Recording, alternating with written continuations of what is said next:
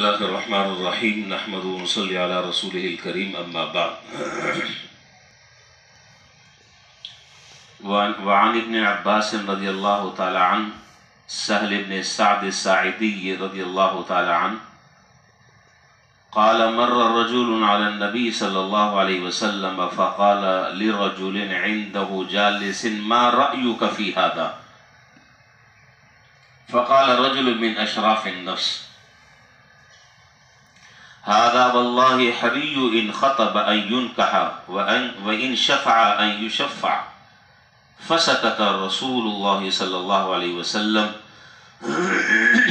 ثم مر رجل آخر فقال له رسول الله صلى الله عليه وسلم ما رأيك في هذا فقال يا رسول الله هذا رجل من فقراء المسلمين إلى آخر الحديث۔ حضرت سہل بن سعد ساعدی رضی اللہ تعالیٰ عنہ مشہور صحابی ہیں، ان سے روایت ہے، فرماتے ہیں کہ جناب نبی کریم صلی اللہ علیہ وسلم کے سامنے سے کسی شخص کا گزر ہوا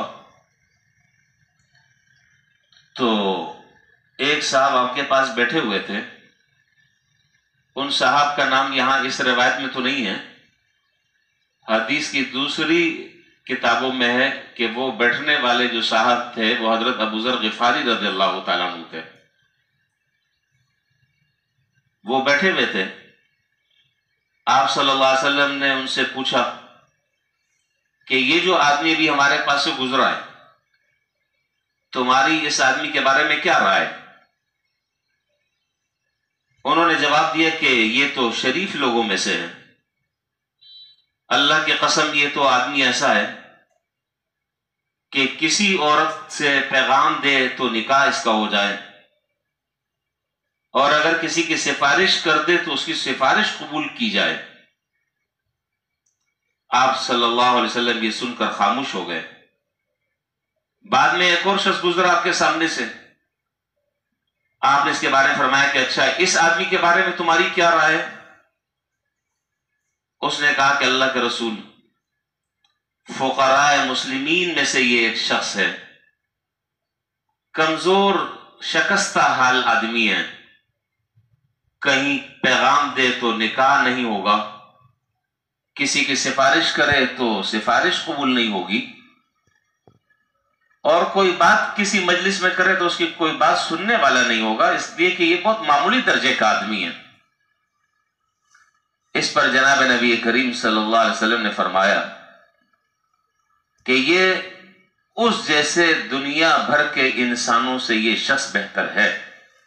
یعنی پہلے والے آدمی کا تقابل کرتے ہوئے آپ نے فرمایا کہ یہ شکستہ حال آدمی، یہ کمزور پھٹے پرانے کپڑے پہننے والا، یہ غریب شخص، یہ اس جیسے پہلے جیسے آدمی سے اگر دنیا بھر جائے تو یہ آدمی اس سے بہتر ہے۔ اس روایت سے ایک دو باتیں بڑی اہم ہیں جو اس روایت سے سمجھ میں آ رہی ہیں، اور شراح حدیث نے ان باتوں کو ذکر کیا ہے۔ سب سے اہم جو اس حدیث سے جو بات سمجھ میں آ رہی ہے، اور اس حدیث کا جو مرکزی پہلو اور نقطہ ہے، وہ یہ ہے کہ کسی بھی مسلمان کی ظاہری حالت کو دیکھ کر کوئی اندازہ نہیں لگانا چاہیے۔ کسی بھی مسلمان کی ظاہری حالت کو دیکھ کر اندازہ نہیں لگانا چاہیے، اور اس کے بارے میں کسی حتمی نتیجے پر نہیں پہنچنا چاہیے۔ مثال کے طور پر ایک آدمی اللہ تعالیٰ نے اس کو دیا ہے اور ہر طرح کی نعمتوں سے وہ آراستہ اور پیراستہ ہے، فاخرانہ لباس پہنا ہوا ہے، بڑی لمبی چوڑیاں گاڑی، اور آگے پیچھے گھومنے والے، ہٹو بچے کرنے والے، تو اس کی اس ظاہری کنڈیشن کو دیکھ کر اور ظاہری پوزیشن کو دیکھ کر یہ اندازہ نہیں لگانا چاہیے اور یہ حکم نہیں لگانا چاہیے کہ یہ آدمی جو ہے اللہ تعالیٰ کے ہاں بہت بڑا ہے۔ بڑے اور چھوٹے کا مدار اور اعتبار اس پر نہیں ہے۔ اسی طرح اس کے بالکل برعکس ایک آدمی ایسا ہے جو بیچارہ بڑا خستہ حال ہے، کمزور سا آدمی ہے مالی اعتبار سے، اور پھٹے پرانے کپڑے پہنا ہوا ہے، تنگ دست اور حالات کا مارا ہوا ہے، اب اس کو گھٹیا سمجھنا، اس کی تحقیر کرنا، اس کو معمولی درجے کا آدمی سمجھنا، یہ کسی طریقے سے مناسب نہیں ہے۔ پتہ نہیں ظاہری حالات جو اس کے یہ بتا رہے ہیں، لیکن اس کا اللہ تعالیٰ کے ہاں کیا مقام اور مرتبہ ہے وہ ہمیں نہیں معلوم۔ ترمذی شریف میں روایت آتی ہے، حضور اکرم صلی اللہ علیہ وسلم کے ایک صحابی ہیں جن کا نام روایات میں ہے حضرت ظاہر رضی اللہ تعالی عنہ، بے انتہا حضور سے محبت کرتے تھے، اور ظاہری جو ان کی صورتحال تھی وہ یہ کہ سیاہ فام، رنگ کالا، موٹے موٹے ہونٹ، خستہ حال، غریب، مالی اعتبار سے انتہائی شکستہ حال، لیکن ایک چیز ایسی تھی کہ جس نے ان کا قد بڑھا دیا تھا اور ان کا وزن بڑھا دیا تھا، اور وہ چیز تھی جناب نبی کریم صلی اللہ علیہ وسلم کی صحبت اور آپ سے سچا عشق، محبت، پیار، جس نے اس ظاہر کو لاکھوں کروڑوں لوگوں سے بہتر کر دیا تھا اور وزن بڑھا دیا تھا۔ تو جب وہ اپنے گاؤں سے مدینہ منورہ عام طور پر آتے حضور صلی اللہ علیہ وسلم سے ملاقات کے لیے، تو دیہات کی چیزیں لے کر آیا کرتے تھے۔ اب دیہات کی جو چیزیں ہیں آپ کو پتہ ہے وہ یہی ہے کہ بھئی گھی ہے، پنیر ہے، سبزیاں ہیں، ترکاری ہے، یہ چیزیں ہیں، وہ لے کر آتے تھے، اور یہاں سے جناب نبی کریم صلی اللہ علیہ وسلم جب ان کو رخصت کرتے تھے مدینے سے، تو آپ یہاں کے تحفے ان کو دیتے تھے اور اس سے بڑھ کر دیتے تھے، اور پھر فرمایا کرتے تھے کہ یہ ہمارا دیہاتی ہے اور ہم اس کے شہری ہیں، یہ ہمارا دیہاتی ہے اور ہم اس کے شہری ہیں۔ چنانچہ ان کے حالات میں لکھا ہے کہ ایک مرتبہ یہ اپنے گاؤں سے حضور صلی اللہ علیہ وسلم سے ملاقات کے لیے تشریف لے کر آئے، تو جو کچھ بھی آپ کو دینا تھا دے دلا کر فارغ ہوئے، اور اس کے بعد مدینے کا جو بازار تھا وہاں بیٹھ کر اپنا جو کچھ سامان لے کر آئے تھے اسے بیچنا شروع کر دیا، اور آوازیں لگانے شروع کر دی جیسے لوگ عام طور پر سامان بیچتے ہوئے آوازیں لگاتے ہیں۔ اب آپ اندازہ لگائیں کہ میں نے ان کی کنڈیشن آپ کو بتائی، ظاہری طور پر کوئی قابل کشش چیز ایسی بظاہر نہیں تھی، تو بیٹھے سامان بیچ رہے ہیں۔ اتنے میں جناب نبی کریم صلی اللہ علیہ وسلم چھپ چھپا کر پیچھے سے آئے اور آ کر حضرت ظاہر کے دونوں آنکھوں پر ہاتھ رکھ لیا، یعنی صحابہ سے آپ دل لگی، اس سے معلوم ہوا کہ حضرات صحابہ سے دل لگی بھی فرماتے تھے۔ آپ نے آنکھوں پر ان کے ہاتھ رکھ لیا اور فرمایا کہ من یشتری ھذا العبد، اچھا پہلے تو ہاتھ رکھ لیا، اب جب ہاتھ رکھ لیے تو انہوں نے تو دیکھا نہیں کہ کون ہے، تو جیسے آدمی چھوڑاتا ہے کہ بھئی چھوڑو کیا کر رہے ہو، میرا تمہارا کیا مذاق ہے یار چھوڑو، تو وہ اس طرح کی باتیں کر رہے تھے کہ بھئی چھوڑو کیوں پکڑا ہوا ہے مجھے، کون ہو تم، آپ خاموش رہے۔ جب بہت زیادہ انہوں نے زور لگایا اور چھڑانے کی کوشش کی تو حضور صلی اللہ علیہ وسلم نے، اب آپ دراصل میرے الفاظ پر غور فرمائیں، تو پہلے تو اپنے آپ کو چھڑا رہے تھے، لیکن جب حضور صلی اللہ علیہ وسلم نے یہ آواز لگائی کہ من یشتری ھذا العبد، اس غلام کو کون خریدے گا، تو اب انہوں نے آواز سن لی کہ یہ تو حضور کی آواز ہے۔ حدیث کے راوی کہتے ہیں کہ پہلے تو وہ چھڑا رہے تھے اپنے جسم کو حضور سے، اور اب اپنے جسم کو اور حضور کے ساتھ زیادہ مس کر رہے ہیں، اور زیادہ اپنے جسم کو حضور کے ساتھ ملا رہے ہیں، اس لیے کہ پتہ ہے کہ یہ ہاتھ جو ہے وہ کسی عام آدمی کے نہیں ہے، یہ سید الاولین والآخرین، امام الانبیاء، خاتم النبیین، جناب محمد الرسول اللہ صلی اللہ علیہ وسلم کے ہاتھ ہیں۔ تو آپ نے فرمایا آنکھ ان کی بند ہے، فرمایا کہ من یشتری ھذا العبد، کون خریدے گا اس غلام کو، تو جب انہوں نے یہ آواز لگائی تو انہوں نے خود کہا اذن لتجدنی کاسدا یا رسول اللہ، اللہ کے رسول مجھے کون خریدے گا، میں تو ایک بے قیمت سا آدمی ہوں، میں ایک کالا کلوٹا سا آدمی ہوں، سیاہ فام آدمی ہوں، میرے کپڑے میلے کچیلے پھٹے پرانے، مجھے تو کوئی خریدے گا تو اپنا نقصان کرے گا۔ اس موقع پر جناب نبی کریم صلی اللہ علیہ وسلم نے کیا جملہ ارشاد فرمایا، واقعی کمال ہے، اور اس سے حضرت ظاہر کی اہمیت کو بیان کر دیا اور قیامت تک کے آنے والے لوگوں کو یہ سبق دے دیا۔ کیا فرمایا؟ فرمایا کہ واللہ انک لست عند اللہ کاسدا، خدا کی قسم تم اللہ کے ہاں بہت قیمتی ہو، تم اللہ کے ہاں بہت قیمتی ہو، تم معمولی نہیں ہو، اس لیے کہ تمہارے دل میں ایمان ہے، تمہارے دل میں اللہ اور اللہ کے رسول سے محبت ہے، عقیدت ہے، عشق ہے۔ تو ایک ظاہر ایک جگہ کھڑا ہو جائے اور دوسرے پلڑے پر لاکھوں کروڑوں ایسے لوگ کھڑے ہو جائیں کہ جن کے دل میں ایمان نہیں ہے اور حضور کی محبت نہیں ہے، تو ظاہر جس پلڑے میں کھڑا ہوگا وہ پلڑا جھک جائے گا۔ تو معلوم کیا ہوا، سبق کیا دینا مقصود ہے؟ سبق دینا مقصود یہ کہ کسی کے خستہ حال پوزیشن کو دیکھ کر اس کو معمولی درجے کا آدمی نہ سمجھا جائے، اس کی بڑی قدر اور اللہ تعالیٰ کے ہاں اس کی بڑی اہمیت ہے۔ ایک بزرگ کے بارے میں کتابوں میں لکھا ہے، اور ہمارے استاد حضرت مولانا مفتی تقی عثمانی صاحب دامت برکاتہم نے اپنی کتاب میں لکھا ہے، فرمایا کہ ایک بزرگ تھے، زندگی بھر وہ کبھی ہنسے نہیں، کسی نے آج تک ان کو ہنستے بھی نہیں دیکھا۔ تو ایک صاحب نے کہا کہ حضرت ساری دنیا ہنستی ہے، ٹھٹے لگاتی ہے، آپ کو کبھی ہنستے بھی نہیں دیکھا، کیا بات ہے؟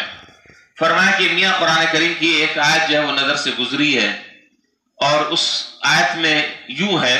فریق فی الجنت و فریق فی السعیر، قیامت کے دن ایک طبقہ ایسا ہوگا اور ایک گروہ اور جماعت ایسی ہوگی جو جنت میں داخل ہوگی، اور ایک گروہ ایسا ہوگا جو جہنم میں داخل ہوگا۔ خدا کی قسم مجھے نہیں معلوم کہ میرا کس طبقے میں شمار ہو، میں فریق فی الجنت میں ہوں یا فریق فی السعیر میں، کس طبقے میں ہوں گا مجھے نہیں معلوم۔ کہتے ہیں کہ جب ان کا انتقال ہونے لگا تو ان کے چہرے پر مسکراہٹ تھی، اور وہ مسکراہٹ یہ بتا رہی تھی کہ اللہ نے ان کا خاتمہ ایمان پر فرما دیا، اور وہ اس معزز طبقے میں شامل ہو گئے کہ جن کو اللہ اپنے فضل سے جنت میں داخل فرمائیں گے۔ تو بات کیا ہے؟ بات میں یہ عرض کرنا چاہ رہا ہوں کہ ظاہری کسی کی جاہ و جلال، اس کے حشم و قدم، اس کے دنیا کی دولت اور مال کی ریل پیل، اس سے آدمی کو متاثر نہیں ہونا چاہیے۔ اور کوئی آدمی اگر اس معاملے میں کمزور ہے لیکن دین اس کے اندر ہے، اللہ اور رسول کی محبت ہے، شریعت کے احکام پر وہ عمل کرتا ہے، تو یقین جانے وہ آدمی اللہ کی نظر میں بڑا قیمتی ہے۔ بخاری شریف کتاب الصلح، بخاری کتاب الصلح میں امام بخاری رحمۃ اللہ علیہ نے ایک روایت ذکر کی ہے،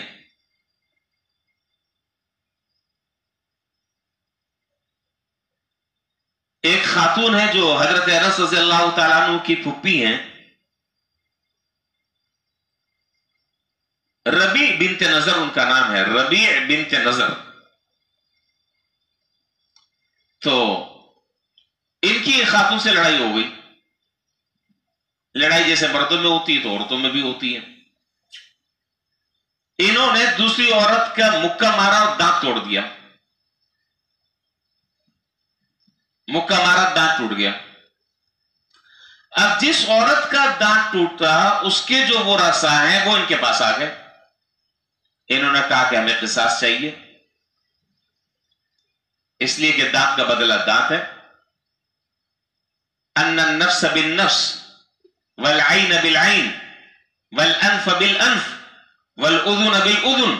والسن بالسن، ناک کے بدلے ناک، آنکھ کے بدلے آنکھ، دانت کے بدلے دانت، لہذا دانت ٹوٹا ہے ہم اس کے دانت توڑیں گے، سیدھی سی بات ہے۔ بہت صلح کی کوشش کی، بہت صلح کی کوشش کی کہ لے دے کر اس کا جو رقم بنتی ہے وہ لے لو، جو اس کی دیت بنتی ہے۔ انہوں نے کہا کہ نہیں جی ہمیں تو دانت توڑنا ہے۔ معاملہ جو ہے حل نہیں ہوا تو سرکار دو عالم نبی کریم صلی اللہ علیہ وسلم کی خدمت میں معاملہ پہنچ گیا، دونوں طرف سے لوگ موجود تھے، جس کا دانت ٹوٹا تھا اس کے بھی اولیاء اور ان کے بھی۔ تو آپ صلی اللہ علیہ وسلم نے بھی فرمایا کہ بھئی لے دے کر معاملہ ختم کر لو، دیت لے لو دانت کی۔ تو جس عورت نے دانت توڑا تھا ان کے جو اولیاء تھے یا ان کے ہاں سے جو لوگ تھے، ان میں سے ایک صاحب نے حضور صلی اللہ علیہ وسلم فرمایا اس عورت کے دانت نہیں ٹوٹے گا، یعنی ہماری عورت کا دانت نہیں ٹوٹے گا۔ یہ بات انہوں نے اتنے پر اعتماد انداز سے کی، اتنے پر اعتماد انداز سے بات کی کہ خدا کی قسم اس عورت کا دانت نہیں ٹوٹے گا۔ اس سے مقصود خدا نخواستہ حضور کے فیصلے کا انکار نہیں تھا یا آپ کی بات کو رد نہیں کرنا تھا، اس لیے کہ اگر آپ کی بات کو رد کرنا مقصود ہوتا یا آپ کے فیصلے سے حکم عدولی ہوتی تو وہ تو دار اسلام سے خارج ہے۔ مقصد یہ نہیں تھا، مقصد یہ تھا کہ میں اللہ کے بھروسے پر کہہ رہا ہوں، میں اللہ کے بھروسے پر کہہ رہا ہوں کہ انشاءاللہ حالات اس طرح کے پیدا ہو جائیں گے کہ ان کے جو ورثاء ہیں یہ خود معاف کر دیں گے۔ چنانچہ اللہ تعالیٰ کا کرنا ایسا ہوا کہ انہوں نے جب کہا کہ خدا کی قسم ہماری عورت کا دانت نہیں ٹوٹے گا، اللہ تعالیٰ نے ایسے اسباب اسی وقت پیدا کر دیے، ایسے اسباب پیدا کر دیے کہ جس عورت کے دانت ٹوٹے تھے اس نے کہا کہ میں بدلہ لے کر کیا کروں گی، میں نے اللہ کے لیے معاف کیا، جاؤ۔ اس موقع پر جناب نبی کریم صلی اللہ علیہ وسلم نے ارشاد فرمایا کہ بہت سارے پراگندہ بال لوگ ایسے ہوتے ہیں، بہت سارے لوگ خستہ حال ایسے ہوتے ہیں، لو اقسم علی اللہ لا ابرہ، خدا کی قسم اگر وہ اللہ پر کسی بات کی قسم کھا لیں کہ اللہ ایسا کریں گے تو اللہ ان کی قسم کی لاج رکھ لیتے ہیں۔ ایسے کمزور اور ایسے ظاہری طور پر ناتواں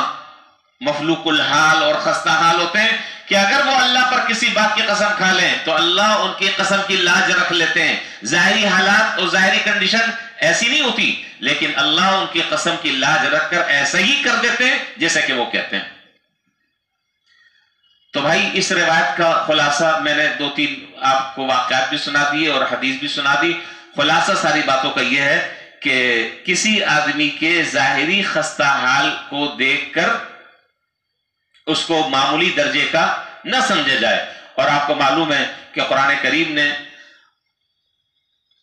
حضرت عبداللہ ابن ام مکتوم رضی اللہ تعالیٰ عنہ کے بارے میں پوری سورہ عبس نازل فرمائی ہے، اس کی تفصیل کا وقت نہیں ہے، اور آپ نے آپ صلی اللہ علیہ وسلم کی طرف سے اللہ تعالیٰ کی طرف سے حضور صلی اللہ علیہ وسلم کے لیے ایک محبوبانہ انداز میں تنبیہ ہے کہ آپ ایک ایسے آدمی کو کیوں آپ نے اپنی مجلس سے اٹھا دیا جو آپ سے محبت کرنے والا ہے، اور کیوں آپ نے اپنی تیوری چڑھا لی، عبس وتولی ان جاءہ الاعمی وما یدریک لعلہ یزکی او یذکر فتنفعہ الذکریٰ۔ پوری صورت اللہ تعالیٰ نے نازل فرما دی، بتا دیا کہ نہیں، ہمارے ہاں جو ہے وہ بڑی قدر ہے ان کی جن کے دل میں ایمان ہے، چاہے ظاہری حالت اور ظاہری کنڈیشن ان کی کچھ بھی ہو، اگر ان کے دل میں اللہ کی محبت اور اللہ کے رسول کی محبت ہے تو اس کا دنیا کی کسی چیز سے موازنہ نہیں ہو سکتا، اس کا مقابلہ نہیں ہو سکتا۔ اللہ کے ہاں ان کی قدر اور قیمت بہت زیادہ ہے۔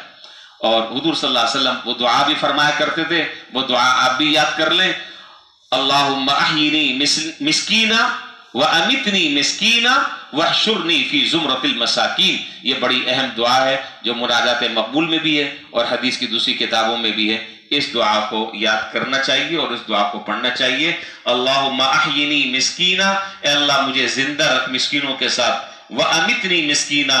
اور مجھے موت دے مسکینوں کے ساتھ، وَاحْشُرْنِي فِي زُمْرَةِ الْمَسَاكِينَ، اور قیامت کے دن بھی میرا حشر مسکینوں کے ساتھ ہو۔ تو حضور جو ہے وہ مسکینوں سے بے تحاشا محبت فرمایا کرتے تھے۔ اچھا یہ 2 پرچی آئی، یہ ان کے لیے دعا بھی کرنی تھی۔ ایک معتکف ہے محمد جواد صاحب، بیمار ہیں، دعا کریں اللہ تعالیٰ ان کو صحت اور عافیت عطا فرمائے اور خیر و عافیت کے ساتھ یہ اپنا اعتکاف پورا کر لیں۔ جہاں اتنے دن گزر گئے ہیں، 1 دن باقی ہے، اللہ ان کو صحت اور عافیت عطا فرمائے۔ ایک بچی ہے 5 سال کی، اس کا ایک کار سڑک پہ ایکسیڈنٹ ہوا ہے اور حادثے میں اس بچی کا انتقال ہو گیا۔ بہرحال وہ تو بخشائی ہے، اللہ تعالیٰ ان کے والدین کو اور گھر والوں کو اللہ تعالیٰ صبر عطا فرمائے۔ ایک اور صاحب ہے مبشر، ان کی نانی بیمار ہیں، اللہ تعالیٰ انہیں بھی مکمل صحت اور عافیت عطا فرمائے۔ وآخر دعوانا الحمدللہ رب العالمین۔